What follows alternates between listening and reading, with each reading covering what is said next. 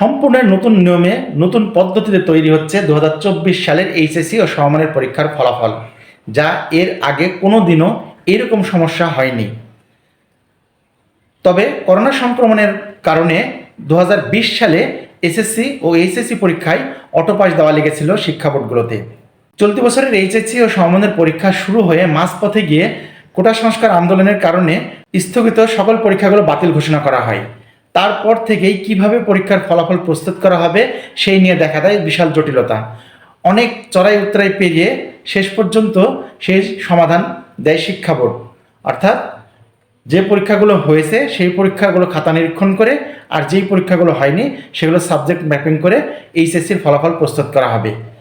যেহেতু পরীক্ষার খাতা নির্ণয় করে পরীক্ষার রেজাল্ট প্রস্তুত করা হবে, তাই অবশ্যই বিভিন্ন গ্রেড বা পাস ফেল আসবে। যে সকল শিক্ষার্থী এইচএসসি পরীক্ষার রেজাল্টে ফেল করবে সেই সকল শিক্ষার্থীদের আসলে করণীয় কী হবে? সাবজেক্ট ম্যাপিং বা খাতা নিরীক্ষণ করে যখন ফলাফলগুলো প্রস্তুত করা হবে, পরীক্ষার ফল যখন প্রকাশ করা হবে, দেখা যাবে অনেক শিক্ষার্থী ফেল করেছে। এই ফেল শিক্ষার্থীদের করণীয় কী হবে?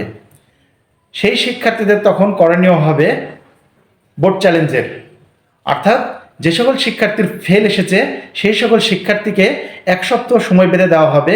এই 1 সপ্তাহের মধ্যে তাদের বোর্ড চ্যালেঞ্জ করার সুযোগ দেওয়া হবে। যে সকল শিক্ষার্থী তাদের পরীক্ষার উপর কনফিডেন্স রয়েছে যে তারা ফেল করবে না, সেই সকল শিক্ষার্থী ওই সময়টাতে বোর্ড চ্যালেঞ্জ করে আবেদন করতে পারবে।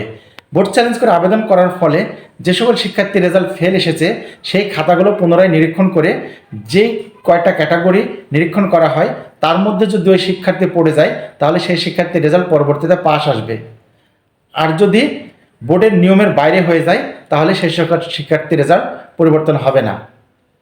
তাই এইচএসসি রেজাল্ট প্রকাশের পরে শিক্ষার্থীদের করণীয় হবে, যাদের মন মতন রেজাল্ট হয়নি, অর্থাৎ যারা এ প্লাস আশা করেছিল এ প্লাস হয়নি, বা যারা পাশের আশা করেছিল ফেল এসেছে, সেই সকল শিক্ষার্থীদের অবশ্যই বোর্ড চ্যালেঞ্জ করতে হবে।